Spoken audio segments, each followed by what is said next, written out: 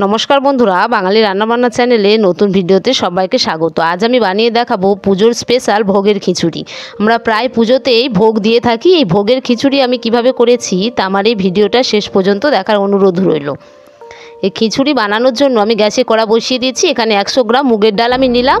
ডালটাকে হালকা করে ভেজে নেব।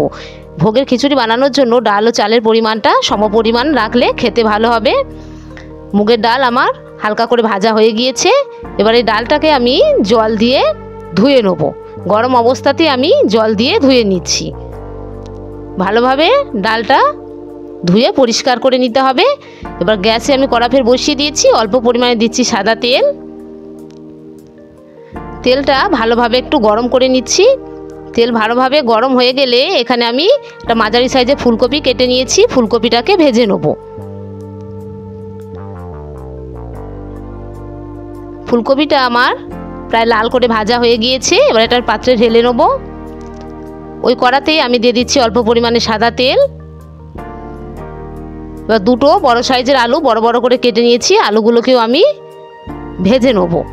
আলুর উপরে একটু লবণ দিয়ে দিচ্ছি। লবণ দিলে আলুটা তাড়াতাড়ি নরম হয়ে যাবে। যদি আমার এই রেসিপিটা ভালো লেগে থাকে তাহলে একটা লাইক সাবস্ক্রাইব করবেন। আলু আমার ভালোভাবে ভাজা হয়ে গিয়েছে। এটা একটা পাত্রের মধ্যে আমি ঢেলে নিচ্ছি। আবার গ্যাসে কড়া বসিয়ে অল্প পরিমাণে দিচ্ছি সরষের তেল। আমি খিচুড়িটা সরষের তেলেই বানাবো। আর সরষের তেলের মধ্যে দিচ্ছি 1 চামচ ঘি। ঘি দিলে খিচুড়ির স্বাদ খুব ভালো হয়। এবার এর মধ্যে দিচ্ছি 4টে শুকনো লঙ্কা, 3টে তেজপাতা, 1 চামচ গোটা জিরে, গোটা কাতে লবঙ্গ, সব কিছুকে আমি হালকা করে ভেজে নিচ্ছি। ভাজা হয়ে গেছে। এখানে আমি 1 চামচ আদা আর কাঁচা লঙ্কার পেস্ট দিয়ে দিলাম। আদা আর কাঁচা লঙ্কা আমি একসঙ্গে পেস্ট করে নিয়েছি। এবার সব কিছুকে আমি হালকা করে ভেজে নিচ্ছি। এবার এখানে আমি 2টো টমেটো কেটে নিয়েছি। টমেটোটাকেও ভেজে নেব।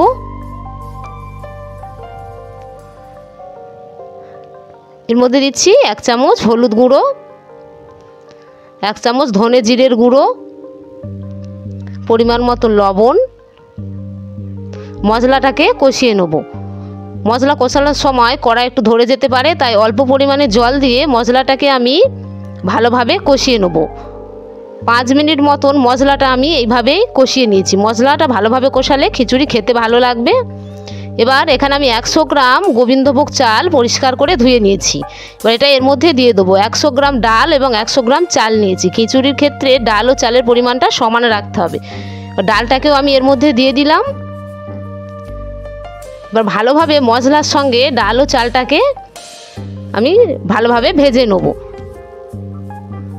ভালোভাবে আমি ডাল ও চাল ভেজে নিয়েছি। এবার পরিমাণ মতন জল এখানে দিয়ে দিচ্ছি।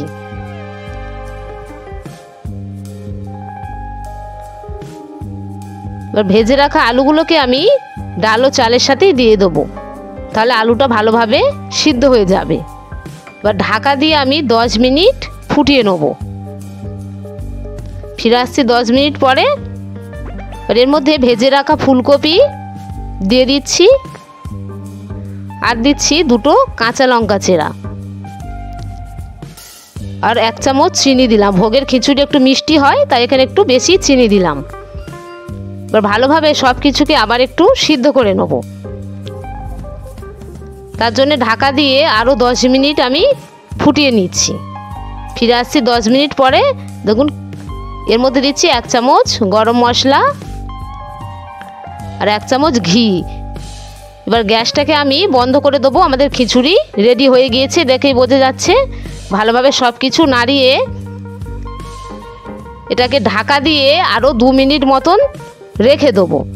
তারপরে এটাকে আমি একটা পাত্রের মধ্যে